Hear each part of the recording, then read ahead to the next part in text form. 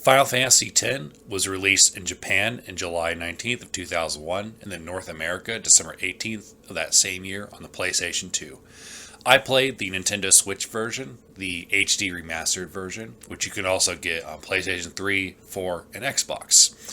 So for me, this was very much an anticipated game because a lot of people hold this game in high regard, usually listed in their top three, if not their very favorite Final Fantasy. So that's a tall order to, sort of match up to. And I'll be totally honest, I don't think I love it as much as other people do. I can see certain elements, like the characters and the story, being why people love it so much. But there are a couple of hurdles that the game didn't come over for me that just sort of ruined my enjoyment. And that's just part of it. And I want to get into that. I want to rest assured anybody that's listening that I will not be spoiling the game, and that any story elements, I will just be talking about stuff that happens within the first couple of hours. But I'll be discussing mostly just gameplay and some of my downfalls with the game and what sort of ruined it for me. And sort of talk about the game as a whole to the best of my ability without spoiling anything. So, Final Fantasy X follows the story of Tidus. Tidus is a blitzball player that is thrown far into the future, where he is on this adventure with a beautiful guardian, with a beautiful summoner named Yuna. Him and a number of ragtag individuals are tasked with protecting Yuna, who is going to get these creatures called Aeons, which are basically the summons, and they're tasked with defeating this gigantic creature called Sin that destroyed Tidus' town in the past. So you're basically on this journey with Tidus, and the characters is probably one of my favorite parts of the game. I think hands down, as far as other Final Fantasies I've played, this is the best cast. Wakka, Lulu, Riku, Auron, Kimahri, Tidus, Yuna. They're all amazing characters. And I think even the ones that I was suspicious about, Riku has a very excitable energy about her, and I was worried that she would kind of be the Jar Jar Binks of the group, but I grew to really love her. In fact, I really love the entire cast, and I think Yuna is definitely competition with Tifa for my favorite character in the franchise. It's pretty close, but I think Tifa will always be, top dog for me. But Yuna is definitely a close second. So these characters grow and go on this amazing journey, and I think the story and the mythology around the religion of Spira, the world that they're journeying through, and the different side characters are really interesting. And it's no wonder that they made a sequel to this game, because there is really a lot of mythology and character background that you could go into. And hands down, I think that this game has the best cast, and I could even see this being one of the best stories in the series as well. And I think that in that aspect, I could see why this would be somebody's favorite Final Fantasy game. As far as the gameplay, the battle system is an active time battle, and it's not too different from turn-based. So what happens is you select a character and you select your various actions, but instead of like something in Final Fantasy VII where if you wait too long, your characters will get attacked, so you can't just sit there. But in Final Fantasy X, you kind of can. So there were multiple times where it's I had to go to the bathroom, and I wouldn't bother pausing the game. I'd just let it sit there, which was nice. But it does offer time for strategy and really thinking about, okay, what is my next move going to be, especially when you get to those really tough bosses. And the game also has a leveling up system that I really loved called the Sphere Grid. And there are variations of these that would appear in future Final Fantasies like 7 Remake, 13, and Final Fantasy 15 to some extent. And basically what you do is you get these spheres that are dropped by enemies, and you can place them in certain spaces to either earn some HP, some magic points, abilities, up their strength, their accuracy, their luck, just about anything that you can think of. And it sort of gives a more custom design to how you want to build your characters. And you can even go into other people's sphere grids. Like Lulu's is more black mage base and Yuna's is more white mage, but you could totally do crossovers between those two sphere grids once you start branching out. And I think that was really cool, because like if Lulu got silenced, I still had some black magic that I could get from Yuna until I was able to unsilence her, which was really helpful. But an aspect of gameplay that I really hated, I really hated this part, was the puzzles. Usually I love puzzles in games. I'm a big fan of Myst and Riven, but Final Fantasy X's puzzles are so obtuse and strange and hard to figure out that I just ended up looking up guides, and it felt like more of a roadblock with no satisfaction that I figured it out by myself.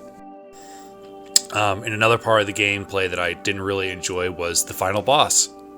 Now, Final Fantasy X is really linear.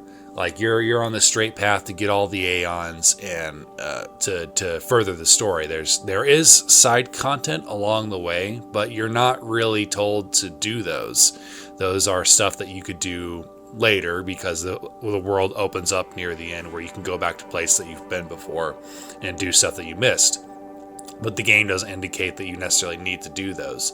So when you get to the final boss, and I'd been playing the game for 60 hours or so at this point, so it wasn't like I thought that the boss would be near impossible, but he was.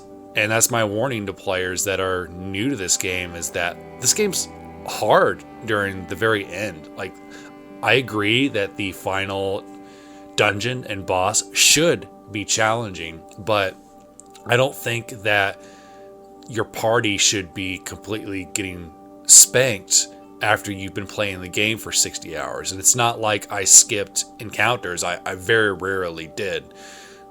The only times I really think that I did was when I was ready to stop for the day and I was, approaching a save sphere, and like right before I touched it, an encounter would start, and I'm like, okay, I'm ready to be done for the day. But that was maybe just a handful of times, so it wasn't like I went through areas just completely skipping encounters. So in my mind, my character should be leveled enough to challenge the final boss, but a lot of times, like, they'd be at full health and this guy would just swing at me and kill my entire party in one hit, and I'm like, what the heck? Why is this happening? Like, that was extremely frustrating. And imagine if in Skyrim, if you had to do all the blades and other side quests in order to beat Alduin. Doing the whole Dragonborn main story quest is enough to get you leveled up to face Alduin. And yes, you can obviously change the difficulty and stuff, but if you stay in the same difficulty, your character should be leveled up enough to defeat Alduin. Maybe you'll lose a couple of times, but this was by far the most difficult final boss I've had in a Final Fantasy. It trumps Chaos by far.